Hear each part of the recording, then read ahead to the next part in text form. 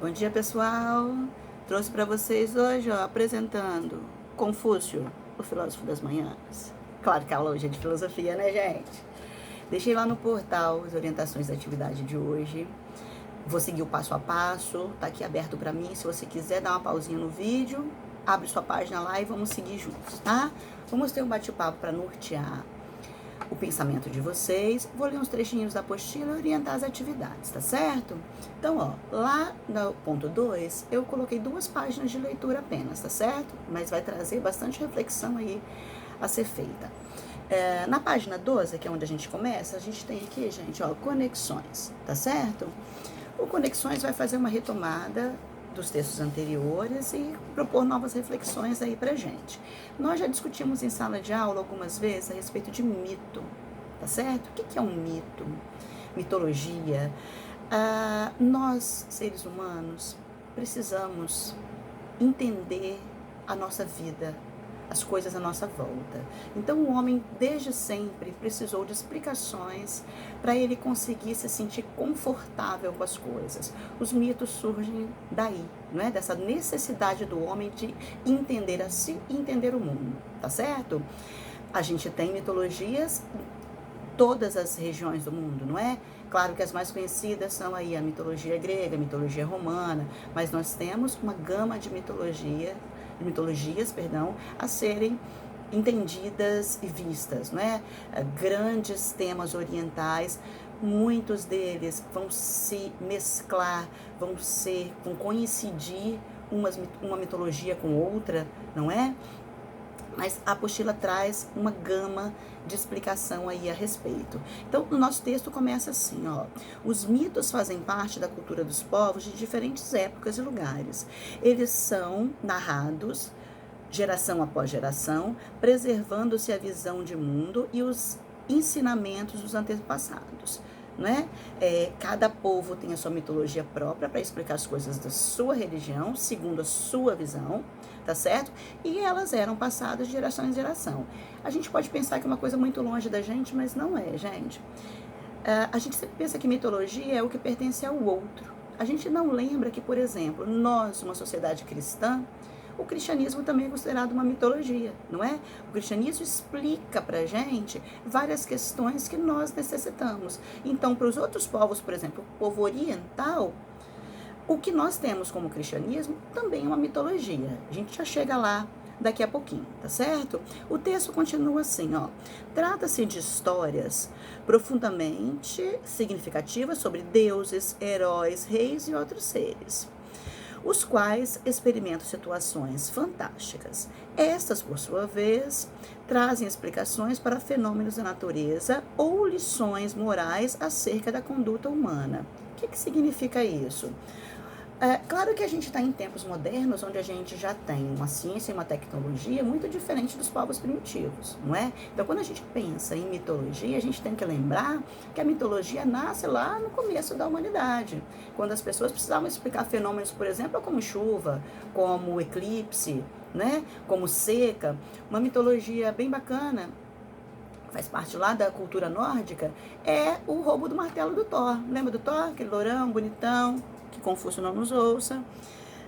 A explicação para uma seca muito prolongada que houve na região numa época foi os sábios explicarem essa seca com o roubo do martelo do Thor, que dizia assim, resumindo aí a história, um gigante resolveu esconder o martelo do Thor. Uma vez, Thor não ficou muito satisfeito, queria o martelo dele porque queria, e não encontra esse martelo. Descobriu-se, Loki, seu irmão, descobre que o martelo estava escondido na terra. O gigante havia escondido esse martelo na terra, nas profundezas da terra, ele diz assim.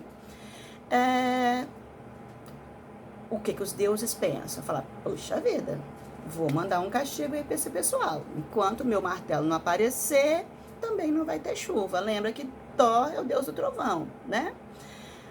O que acontece? A terra fica seca até que esse martelo reapareça. Loki inventa aí um monte de coisa. O gigante, para devolver o martelo, o que ele pede para Thor? Ele queria se casar com Freya. Então, ele quer fazer uma gambiarra aí. Você me dá Freia para ser minha esposa, eu te devolvo seu martelo. Loki bola um plano para enganar o gigante, resultado, né? Thor até se veste de noiva, para você ter ideia, para poder ir lá recuperar o martelo. Thor se veste de noiva, vai lá, finge que é a Freia. Loki se veste de dama de honra e acompanha Thor. E no final da história, os dois conseguem recuperar o martelo, tá? Tem essa história por aí pela internet. Aqui no QR Code, gente, aqui em cima, ó, abra o QR Code. Tem histórias fantásticas, fala sobre a mitologia de várias regiões do mundo. É muito bacana esse QR Code aqui, tá? Recomendo. Bacana mesmo. Mas finalizando a história de Thor, quando Thor retoma, né, que ele consegue o martelo de volta, ele deixa que a chuva volte a cair na terra, tá certo? Então, assim, parece um negócio muito distante da gente? Pode ser. Mas você imagina que a gente está no começo dos tempos. Então, se um sábio da região me diz que a explicação para a falta de chuva é porque o martelo do Thor foi roubado, essa é a explicação que a gente vai seguir, tá certo? Obviamente, a apostila vai continuar aí. Ela fala assim, que óbvio que na atualidade nós já temos uma ciência e uma tecnologia muito mais desenvolvida do que naquela época. Essa história não nos vai ser suficiente, não é? Mas para que servem os mitos hoje em dia? Eles servem para que a gente faça uma reflexão a respeito dos temas, não é? A gente vai usar como metáfora essas histórias para explicar algumas coisas. O homem precisa muito, ele tem a necessidade de explicar o bem e o mal, não é? Então, por exemplo, a gente usa os mitos hoje para explicar outras questões nossas, mas agora em forma de metáfora, não de realidade.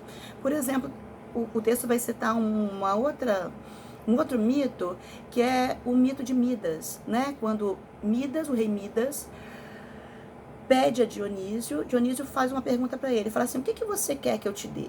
E Midas fala assim, eu quero que tudo que eu toque seja transformado em ouro. Não é isso? Midas não pensou nas consequências desse seu pedido. Então, como é que a história é? Mais um trechinho aí para vocês. Para comemorar que ele ganha, né? Dionísio, que é filho de Zeus, tá? Lembra disso. Dionísio permite que tudo que Midas toque a partir de então se transforme em ouro. Ele pede, então, o rei para fazer um grande banquete para uma comemoração. Só que ele esqueceu que tudo que ele toca se transforma em ouro.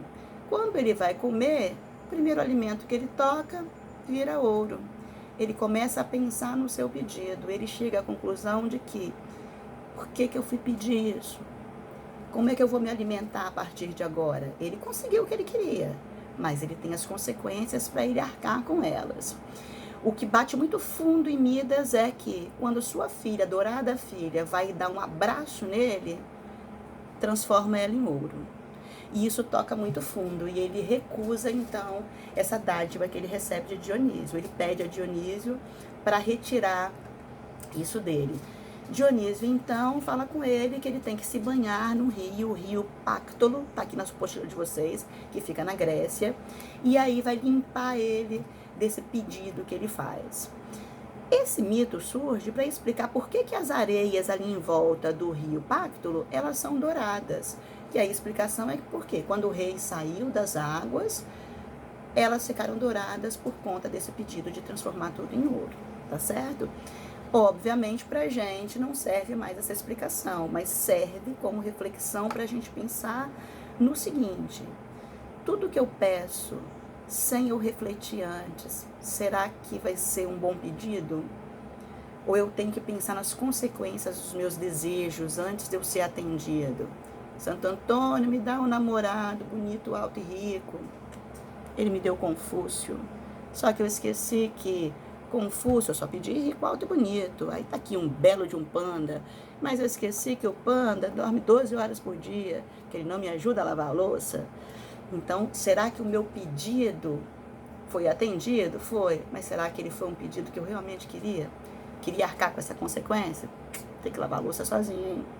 Tá? Então, o que a gente tem aqui é a mitologia para você refletir a respeito disso, tá bem?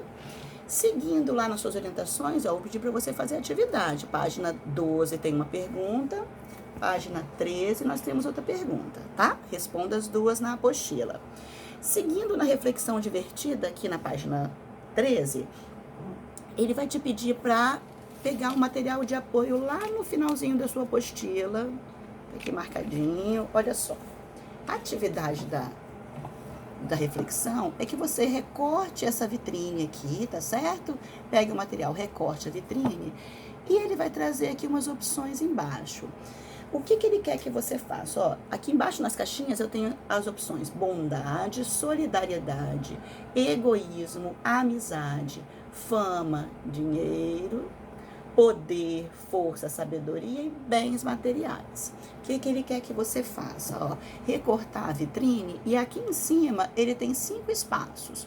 Você vai colocar em ordem de importância. O que é mais importante para você? Amizade? Dinheiro? Bens materiais? O que é mais importante aqui para você?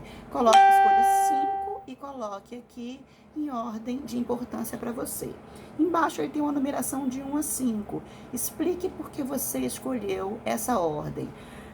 A primeira, o que você achou mais importante, por que ele é importante para você? Por exemplo, amizade. Por que a amizade é o mais importante para você? O segundo que você colou do ladinho, coloca no número 2, por que ele é mais importante para você? Tá ok? Seguindo, vamos voltar lá na nossa apostila. Então, tá aqui, no Reflexão Divertida. Pegue a sua vitrine, recorte e guarde na pastinha, tá? No retorno, vocês vão me entregar essa vitrinezinha. Eu pedi para saltar o número 4, gente, nas orientações, tá? Porque como é uma atividade que vocês vão fazer em casa, não dá pra gente compartilhar as escolhas um com os outros. A gente faz isso no retorno, tá certo? Então, pode saltar o 4 mesmo. E o 5 é uma perguntinha que você vai responder na própria apostila, tá certo? Quando a gente vai para a página 14, tem o segundo texto que eu falei para vocês. Ó, mais um texto, só esse então, que é o olhar filosófico.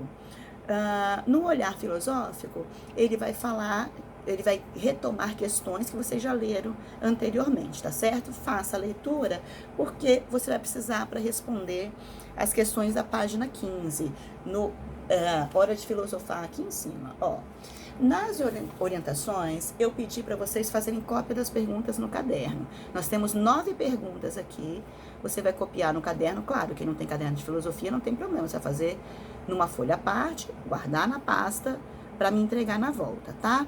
Então, são 9 perguntinhas. Identifica, por favor, atividade página 15, Hora de Filosofar, número 1, né? Então, tem lá para iniciar a sua reflexão filosófica, nada melhor do que as perguntas. Copie as perguntas. São 9. Enumera aí de A a I, tá certo? Coloca lá, letra A. Podemos suportar todo tipo de sofrimento? Responda. B, é a outra pergunta que tem embaixo. Algo que você considera mal ou triste pode acontecer para o seu bem? Vamos pensar agora no coronavírus, por exemplo. É um mal que está abrangendo o mundo inteiro. Mas tem alguma coisa boa nisso? Tá? Reflitam sobre isso, aproveita esse momento. Terceira pergunta, tá lá, coloque letra C. Tudo que você gosta é bom e tudo que você não gosta é mal? E assim por diante, faço as 9 perguntinhas, tá certo? Na orientação, eu disse que você pode deixar de fazer o 2 e o 3, então pode saltar esses 2 mesmo, tá? Não precisa fazer nenhum 2, nem o 3, tá certo? Então, pessoal, aproveita esse momento aí, tá aí a coisa boa, né, dessa suspensão de aulas aí, é que vocês podem ter um tempo maior para se dedicar a algumas coisas que em sala de aula a gente não teria. Lembra, ó, vou voltar lá na página que a gente começou. Lembra que essa leitura aqui do QR Code é uma leitura excelente. Talvez é um momento aí que você tenha um tempinho a mais para estudar mitologia, que seja grega, que seja romana, que seja nórdica. As mitologias orientais são maravilhosas e talvez você pense até no que eles consideram de mitologia, que é o nosso cristianismo, não é? Pense, estude um pouquinho mais. Quando a gente fala aí de cristianismo ser mitologia, por exemplo, a existência humana, como é que o cristianismo ele trata a criação do homem? Ele vai falar que Deus criou o homem do barro, não é? Que moldou o homem na forma humana a partir do barro. Vocês sabiam que na mitologia oriental também diz que o homem foi criado dessa mesma forma? Faça um contraponto aí. Aproveite esse tempo, conheça a mitologia dos outros e aprofunde na nossa. Tá certo? Por enquanto daqui, Confúcio se despede. Até a próxima aula.